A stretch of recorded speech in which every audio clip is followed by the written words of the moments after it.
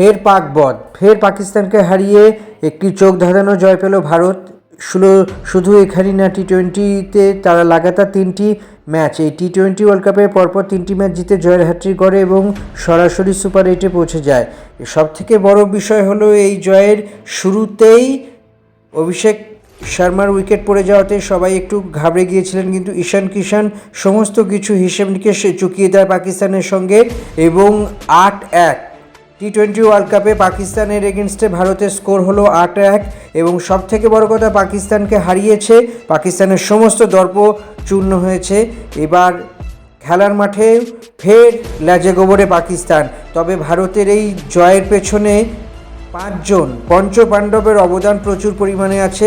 সবথেকে বড় কথা, ম্যাচের সেরা ঈশান কিষান এবং জসপ্রীত বুমরা, হার্দিক পান্ডিয়া থেকে শুরু করে আরও যারা আছেন, সব মিলিয়ে দুর্দান্ত পারফরমেন্স টিম ইন্ডিয়ার।